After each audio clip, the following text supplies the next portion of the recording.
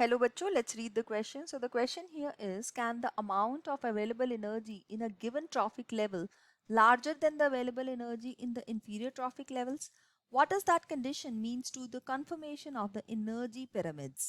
तो यहाँ पे हम जो बात करेंगे इस क्वेश्चन का जो की कॉन्सेप्ट है वो है एनर्जी पिरामिड्स या 10% एनर्जी लॉ. So ये ग्राफिक रिप्रेजेंटेशन है of the amount of energy trapped per unit time and area in different trophic levels of a food chain with producers forming the base. मतलब producers सबसे base पे होंगे और जो top carnivores हैं वो अपर लेवल के ऊपर होंगे. तो प्रोड्यूसर्स के बाद हमारे पास आ जाते हैं हर्बीवोर्स. हर्बीवोर्स के बाद आ जाते हैं प्राइमरी कार्निवोर्स जो कि सेकेंडरी कंज्यूमर्स भी हैं. फिर हमारे पास इससे नेक्स्ट लेवल आ जाता है, हायर लेवल, वो है सेकेंडरी कार्निवोर्स. और जो टॉप लेवल आता है वो है टॉप कार्निवोर्स का. तो यहाँ पे इस क्वेश्चन में ये पूछा गया है कि जो एनर्जी है हायर वाले ट्रॉफिक लेवल के ऊपर, क्या एनर्जी लोअर ट्रॉफिक लेवल से ज़्यादा हो सकती है. सो हियर हम लोग एक कंसेप्ट समझेंगे जिसको कहते हैं 10% एनर्जी लॉ. तो प्रोड्यूसर्स ने रेडियंट एनर्जी को यूज किया. रेडियंट एनर्जी का मतलब होता है सन की एनर्जी. सन की एनर्जी को यूज करके प्रोड्यूसर्स ने, लेट्स सपोज कि यहाँ पे 10,000 किलो जूल्स ऑफ एनर्जी यहाँ पे बनाई. 10,000 किलो जूल्स ऑफ एनर्जी. इसमें से प्लांट अपना भी कुछ रेस्पिरेटरी लॉसेस करेगा जो कि आर जिसको हम बोलते हैं. सो आर क्या होते हैं? आर होते हैं रेस्पिरेटरी लॉसेस. और ये रेस्पिरेटरी लॉसेस को हम यहाँ पे हीट की फॉर्म में लेते हैं. सो हीट एनर्जी जो है वो लूज होती है, मतलब हीट लूज होगी. और ये जो हीट लूज होगी यहाँ पे, ये 90% हीट है जो प्लांट्स लूज कर देंगे.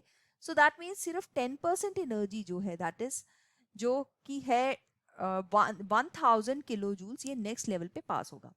इसी तरह से 90% हीट फिर से लूज होगी और 100 kilo joules energy next level पे पास होगी. फिर होगी 10 किलो जूल्स और फिर होगी 1 किलो जूल एनर्जी. तो हर लेवल के ऊपर जो हीट है वो डिसिपेट हो रही है बिकॉज उस ऑर्गेनिज्म ने सारी की सारी एनर्जी नेक्स्ट ट्रॉफिक लेवल पे पास नहीं करनी. उसने अपने भी रेस्पिरेटरी लॉसेस, अपना भी मेटाबॉलिज्म करना है. और इसी लॉ की वजह से हमारे पास बहुत ज़्यादा लंबी फूड चेन्स जो है वो एग्जिस्ट नहीं करती नेचर में. बिकॉज टॉप कार्निवोर्स को हमेशा ही कम एनर्जी जो है मिलती है. जितनी लंबी फूड चेन होगी तो जितनी एनर्जी टॉप पे जाएगी वो सिर्फ 10% होगी. तो वो इतनी एनर्जी सफिशिएंट नहीं होती किसी ऑर्गेनिज्म के सर्वाइवल के लिए. तो नेचर के अंदर हमेशा शॉर्ट जो है फूड चेन्स है वो सक्सेसफुल होती हैं. जो लॉन्ग फूड चेन्स है वो एग्जिस्ट नहीं करती because of this 10% energy law. तो यहाँ पे दिया गया है कि क्या amount of available energy given trophic level पे ज़्यादा हो सकती है उसके इंफीरियर लेवल से. मतलब हमारे कहने का है क्या प्राइमरी कार्निवोर्स में एनर्जी जो हो वो हर्बीवोर से ज़्यादा हो सकती है? No. So the simple answer here is no. This is not possible क्योंकि जो 10% एनर्जी लॉ है ये यूनिवर्सली एप्लीकेबल है. मतलब किसी भी तरह का इकोसिस्टम, किसी भी तरह की फूड चेन, ये यूनिवर्सली जो है एप्लीकेबल लॉ है. So I hope you have understood this. और यहाँ पे दूसरा पॉइंट जो दिया गया है वो दिया गया है, what does that condition means to the confirmation of the energy pyramids. So energy pyramids है, हम यहीं पे एनर्जी पिरामिड को भी बना लेते हैं.